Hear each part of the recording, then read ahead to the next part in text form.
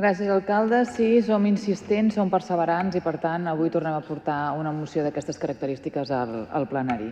En primer lloc, fer-nos nostres les paraules del company Benet Salellas. A l'entorn d'aquesta moció s'hi veu clara, a l'entorn, en el context en què ens estem veient aquests darrers dies, que pesa molt més la visió ideològica de la judicatura que no pas les necessitats i els objectius educatius. Una sentència molt ben trobada i que il·lustra bàsicament el contingut i la intenció que volem presentar avui.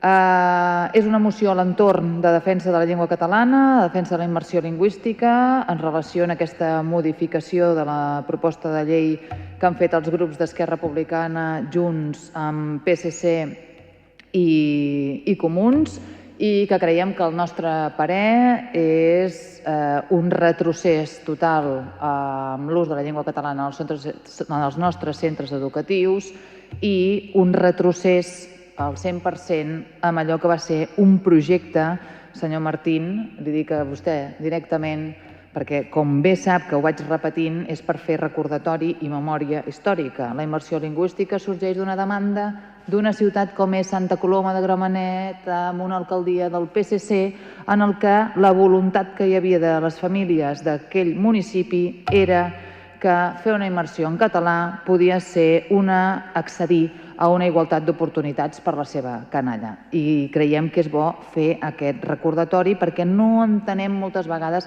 la postura que s'està derivant cap al que ens trobem avui en dia.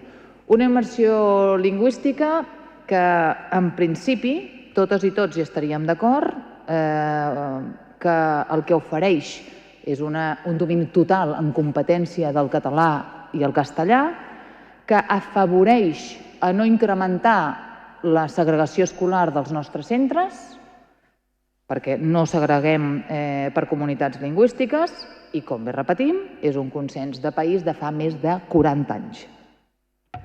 Ens trobem, doncs, però, que es fa pública una sentència ferma del Tribunal Superior de Justícia de Catalunya que estableix un mínim del 25% del castellà a les aules i que ja molts centres, com és el que coneixem, el cas de Canet, en una ciutat propera com és Vila-seca, l'Institut Barbat, crec recordar, i ara, des d'ahir, 2 centres més han d'afrontar la demanda d'unes famílies per la imposició de la utilització del castellà com a llengua vehicular en els centres.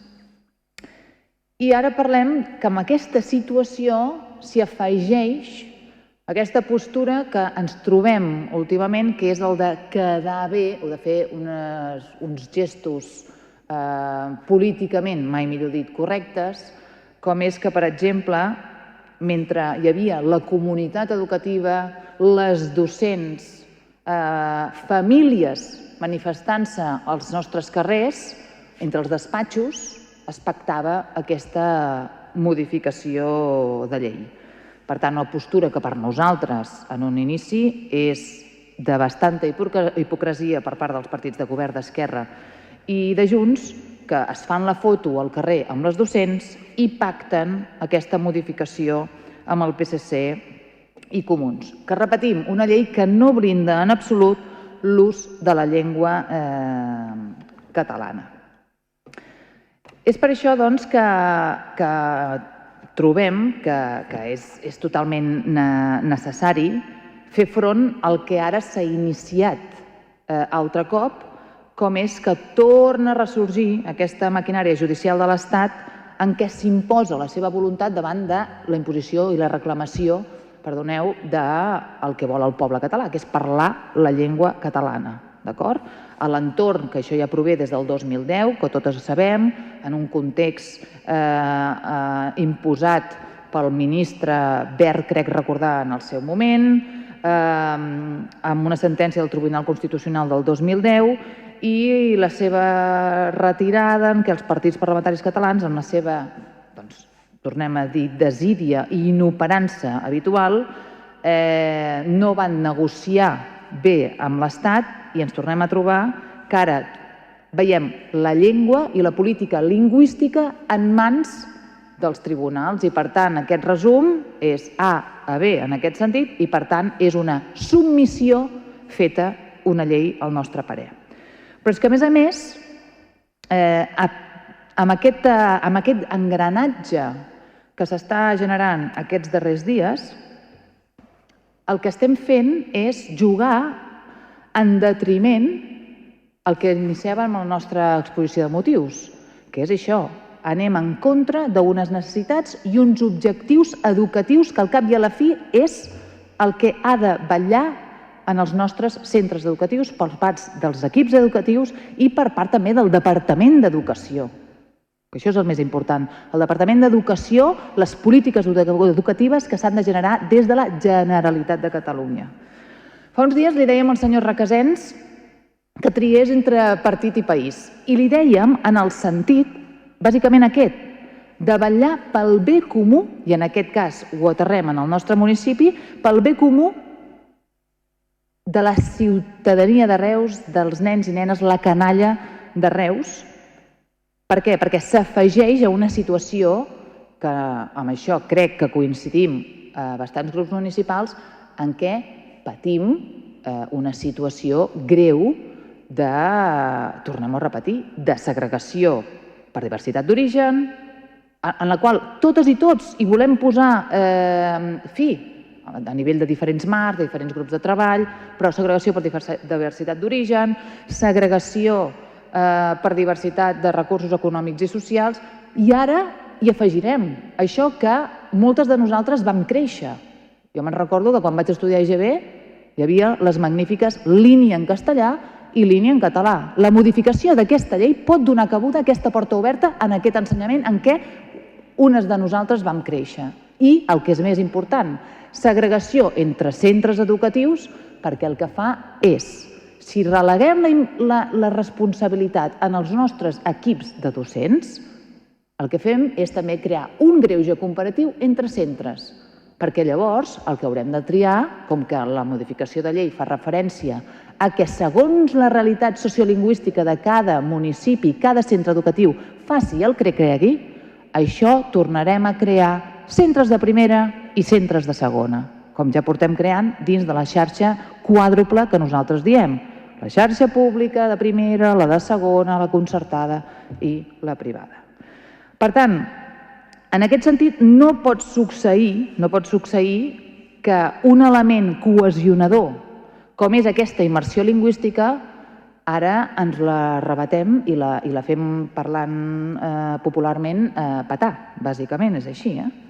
Per tant, a més, quan amb aquestes exigències d'aquestes famílies, que ahir ens érem coneixedores, les famílies de Canet, que demanaven no el 25%, el 50%, que això també, aquesta modificació de llei que vostès, Esquerra, Junts, PSC i Comuns han pactat, també obre les portes a no una demanda del 25%, senyores i senyors, sinó a un 50%, a un 70%, a un 75%.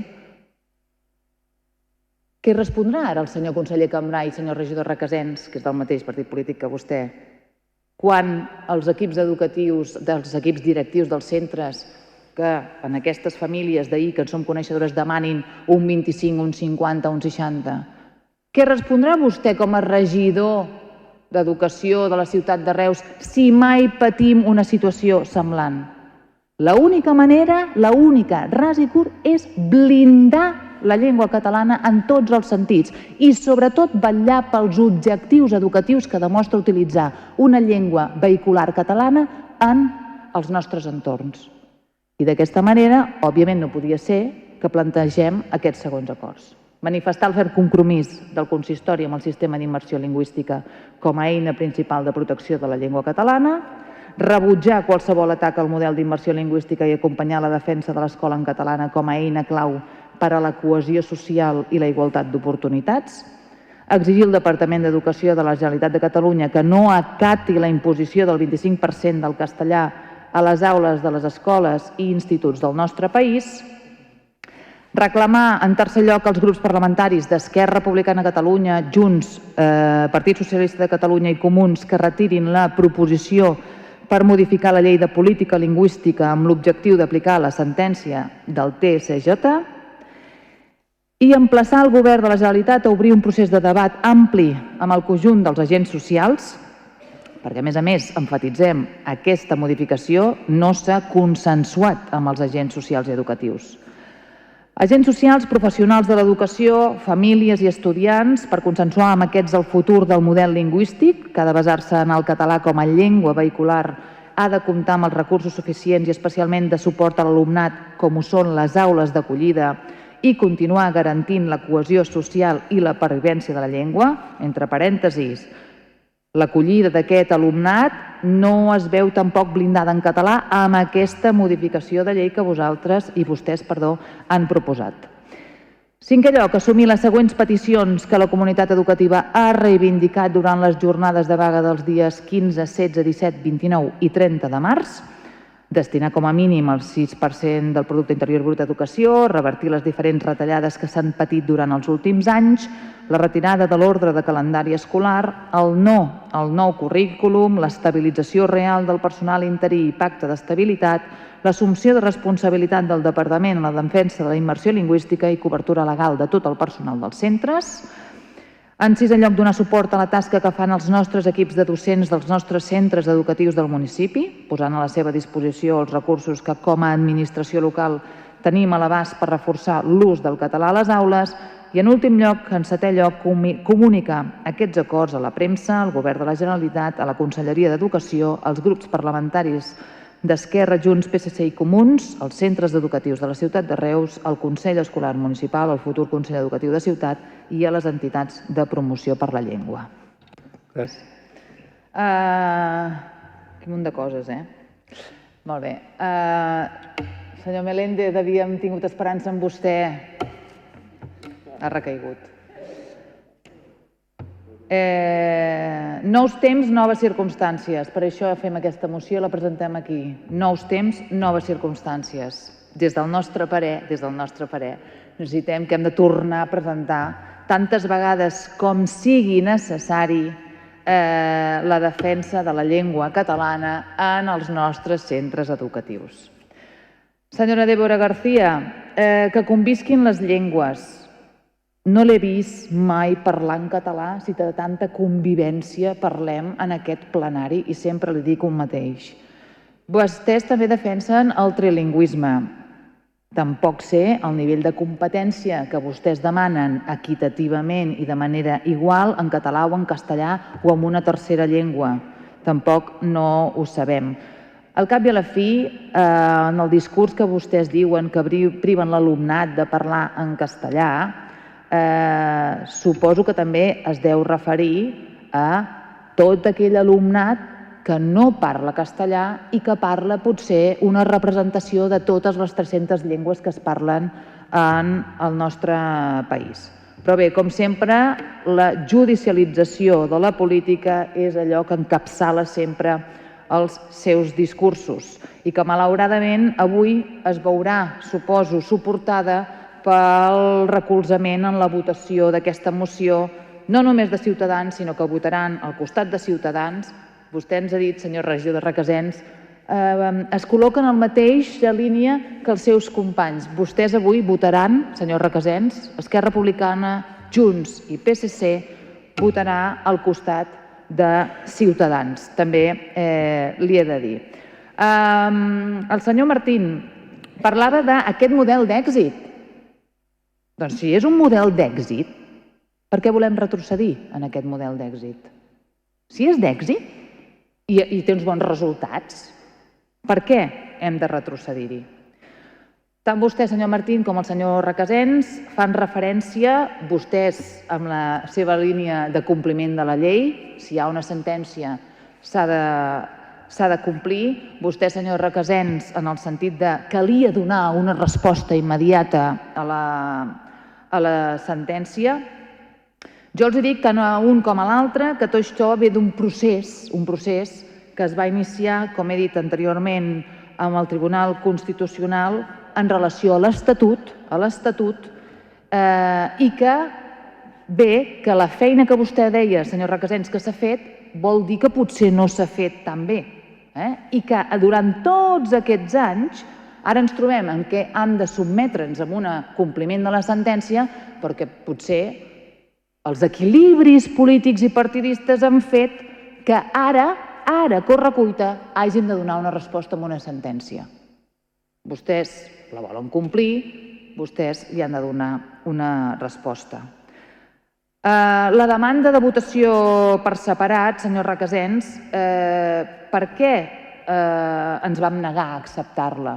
Perquè no entenem com vostès, o el govern, creiem en aquest sentit en bloc, van fer una votació a favor de la moció que contemplava els mateixos acords a la moció que nosaltres com a CUP vam presentar al gener i que vostès ara ens deien que no hi votarien a favor de com rebutjar l'atac de la immersió lingüística. Uns acords que són exactament els mateixos que la moció que vam presentar al gener. No entenem el per què ara no hi podem votar a favor.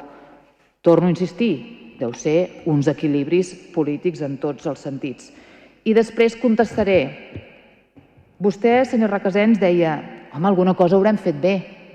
Tan bé és aquesta modificació de la proposta de llei que els seus companys de govern, representants de Junts, volen congelar i que el senyor Martín, en representació del seu partit polític, volen mantenir en suspensió. Tan bé ho estan fent, senyor Recasens? Posem-ho en dubte. Sempre el benefici de dubte.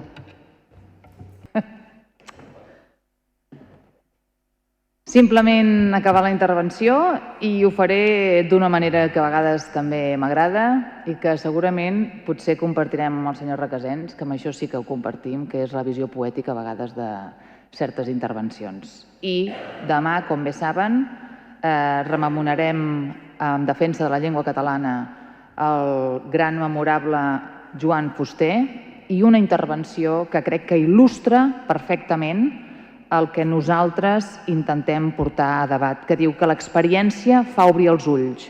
Quan tracten d'inculcar-nos la sospita que la llengua és una qüestió secundària, ens volem induir a creure que una de les llengües en col·lisió és essencialment subalterna. No la llengua, sinó la qüestió. Doncs, sinó una llengua concreta. I qui assegura que tant se val l'una com l'altra només intenta convèncer-nos que l'una no val tant com l'altra i que, per consegüent, tant se val si l'abandonem. L'argúcia té tot l'aire d'una invitació a abandonar-la o pretén de justificar l'abandó consumat. I sí, la nostra pàtria és la nostra llengua.